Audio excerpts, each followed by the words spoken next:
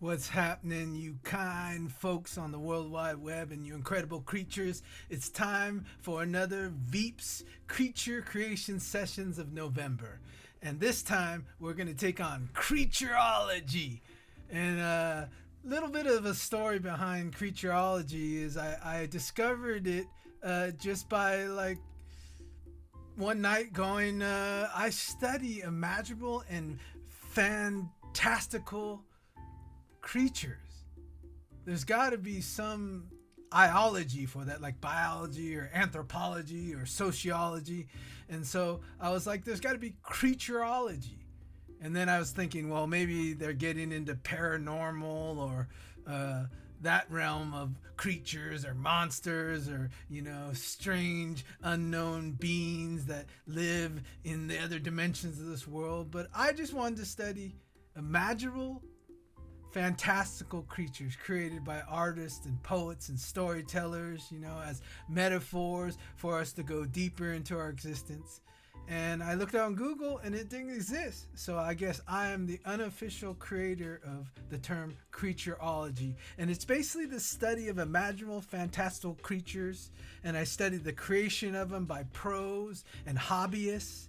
And I study their function in social and personal realms.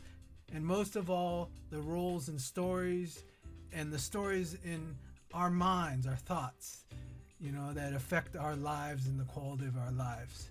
So that is on November 20th, 4 p.m. Pacific Standard Time. Get your tickets now. ipaintcreatures.veeps.com.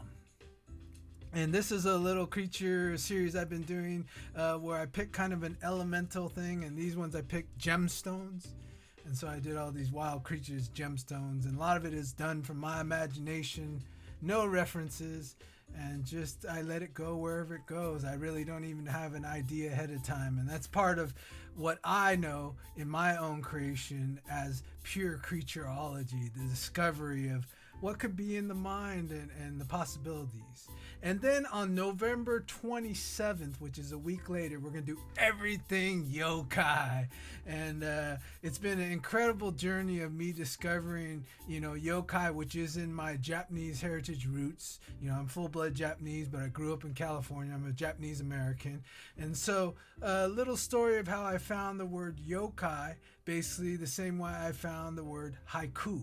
And my language was taken away from me because my family was in the Japanese internment camps and they didn't want to really pass on the language to keep me, they were a little bit in fear. And so I found the word haiku and I had to kind of define it for myself, not knowing my native language, but knowing the vibe inside my blood. And the same thing with yokai. And yokai means strange spirit. But I've taken it back to the roots. The original roots of being storytellers and poets and inventing these yokai. I use classic yokai and I invent my own yokai. So I'll see you at veeps.com. Go check it out. I Paint Creatures out.